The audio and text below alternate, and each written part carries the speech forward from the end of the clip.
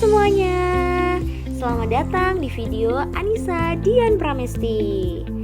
Oke teman-teman, gimana nih kabarnya? Udah siap belajar bareng? Oke, hari ini kita akan belajar bareng materi ekonomi bab ketenagakerjaan. Dalam bab ketenagakerjaan, kita akan mempelajari 3 subbab. Yang pertama, subbab A, masalah ketenagakerjaan, subbab B, sistem upah, dan subbab C, pengangguran. Namun, untuk pertemuan hari ini, kita cukup mempelajari satu subbab terlebih dahulu, yaitu subbab A, masalah ketenagakerjaan. Nantinya akan berisi apa sih tenaga kerja itu, kemudian jenis tenaga kerja, dan angkatan kerja, kesempatan kerja, serta upaya meningkatkan kualitas tenaga kerja. Oke, mari kita bahas subbab masalah ketenagakerjaan. Jadi, ketenagakerjaan itu apa sih? Nah, ketenagakerjaan adalah segala hal yang berhubungan dengan tenaga kerja pada waktu sebelum, selama, dan sesudah masa kerja, mencakup perekrutan, pengelolaan hak kewajiban, serta perlindungan tenaga kerja. Oke, setelah kita sudah mempelajari konsep masalah ketenagakerjaan, kita juga penting untuk memahami bagan ketenagakerjaan. Nah, dalam bagan ketenagakerjaan itu ada penduduk. Penduduk di sini dibagi menjadi 2, yaitu penduduk usia kerja, rentang usia 15 sampai 64 tahun, dan penduduk bukan usia kerja, kurang dari 15 tahun dan lebih dari 64 tahun. Penduduk usia kerja dibagi lagi menjadi 2, bukan angkatan kerja dan angkatan kerja. Kalau bukan angkatan kerja, contohnya seperti anak sekolah, mahasiswa, atau mengurus rumah tangga. Kalau angkatan kerja itu dibagi menjadi 2, bekerja dan pengangguran. Bekerja di sini artinya itu sedang bekerja, berarti sedang melakukan pekerjaan atau punya pekerjaan. Kemudian sementara tidak bekerja, itu contohnya cuti atau sedang libur. Nah, sekarang pengangguran. Pengangguran di sini artinya itu sedang mencari pekerjaan, berarti dia sedang mencari lowongan pekerjaan. Terus mempersiapkan usaha, berarti sedang sedang membangun usaha, seperti itu. Kalau sudah punya pekerjaan tetapi belum bekerja, mungkin dia sudah keterima kerja tetapi dia belum mulai bekerja, seperti itu. Selanjutnya adalah istilah dalam ketenagakerjaan. Yang pertama, tenaga kerja. Apa sih tenaga kerja itu? Jadi tenaga kerja adalah setiap orang yang mampu melakukan pekerjaan guna menghasilkan barang dan atau jasa, baik untuk memenuhi kebutuhan sendiri maupun untuk masyarakat. Yang kedua, angkatan kerja. Apa sih angkatan kerja itu? Jadi angkatan kerja adalah penduduk usia 15 sampai 64 tahun atau usia produktif yang bekerja, memiliki pekerjaan tetapi sementara tidak bekerja atau sedang aktif mencari pekerjaan. Kemudian kalau pekerja, nah pekerja itu adalah seseorang yang bekerja dengan menerima upah atau imbalan. Jadi benar-benar sudah bekerja dan menerima upah. Kemudian kalau kesempatan kerja, nah apa sih kesempatan kerja itu? Kalau kesempatan kerja adalah tersedianya lapangan kerja bagi angkatan kerja yang membutuhkan pekerjaan. Oke, selanjutnya kita akan mempelajari jenis tenaga kerja.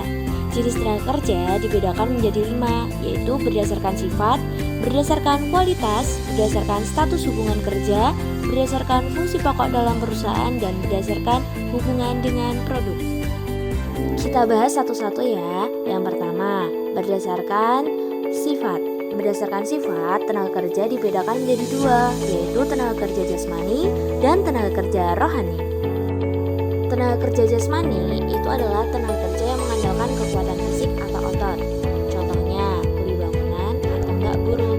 Kemudian, kalau tenaga kerja rohani itu adalah mengandalkan kemampuan otak dan kecerdasan. Contohnya, direktur, konsultan, manajer, guru, dokter, seperti itu. Selanjutnya adalah jenis tenaga kerja berdasarkan kualitas. Dibedakan menjadi 3. Yang pertama, tenaga kerja terdidik adalah memiliki keahlian melalui pendidikan formal. Contohnya kayak dokter, pengacara, guru, pilot, seperti itu. Nah, yang kedua adalah tenaga kerja terlatih. Tenaga kerja terlatih itu adalah memperoleh keahlian melalui pelatihan atau pengalaman, tidak harus dengan pendidikan formal. kasir, barista. Kemudian kalau jenis tenaga kerja tidak terdidik dan tidak terlatih itu adalah tenaga kerja kasar yang tidak memerlukan pendidikan atau pelatihan khusus. Contohnya kuli bangunan, tukang becak, asisten rumah tangga, dan lain sebagainya.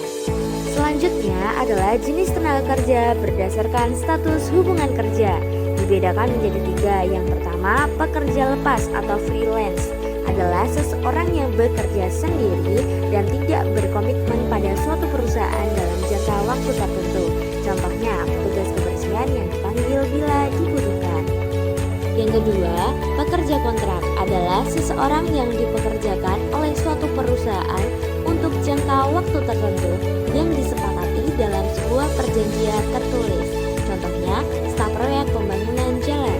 Yang ketiga adalah pekerja tetap, yaitu pekerja yang memiliki perjanjian kerja dengan perusahaan untuk jangka waktu tidak tertentu. Contohnya adalah pegawai negeri sipil.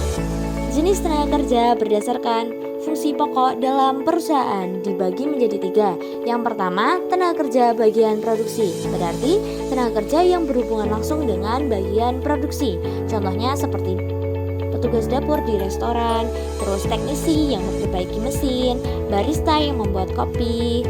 Nah, tenaga kerja yang kedua, tenaga kerja bagian pemasaran, berarti tenaga kerja yang berhubungan dengan penjualan produk, yang tugasnya mendistribusikan barang.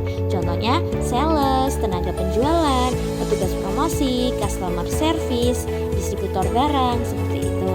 Nah, kalau jenis tenaga kerja yang ketiga adalah tenaga kerja umum dan administrasi, berarti tenaga kerja yang berhubungan dengan personalia, umum, dan administrasi. Contohnya seperti sekretaris, staf kasir, dan administrasi gudang. Oke, yang terakhir adalah jenis tenaga kerja berdasarkan hubungan dengan produk, dibagi menjadi 2. Yang pertama, tenaga kerja langsung, tenaga kerja yang terlibat langsung dalam proses produksi barang atau jasa.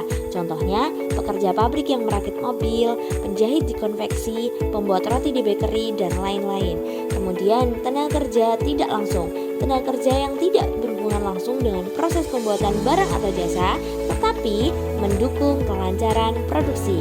Contohnya, satpam pabrik, manajer produksi, petugas administrasi, atau bagian HRD.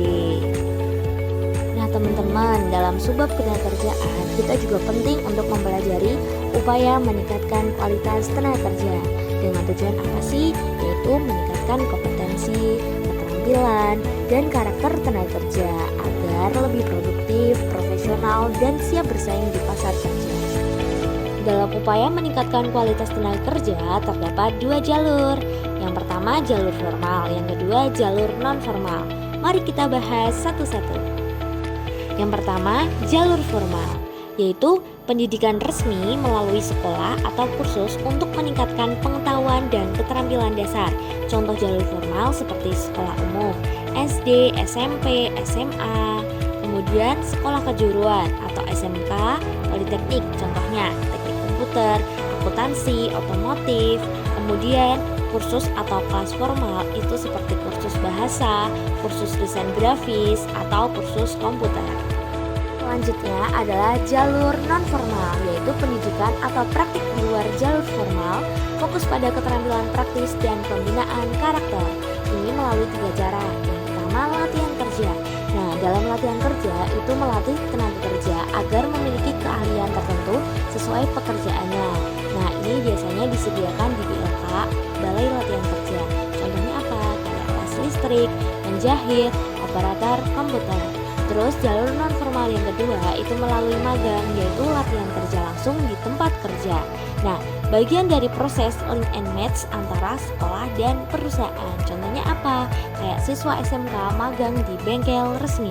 Kemudian jalur non formal yang ketiga melalui pembinaan mental dan spiritual. Ini adalah fokus pada karakter, etika, dan sikap kerja. Nah, aspek yang dilatih itu seperti kejujuran, semangat kerja, disiplin, kreatif, inovatif. Nah, contohnya apa sih? Contohnya kayak workshop, motivasi, dan pelatihan kepemimpinan. Sekian penyampaian materi pada pertemuan hari ini. Kita ketemu lagi di pertemuan selanjutnya. Terima kasih semuanya.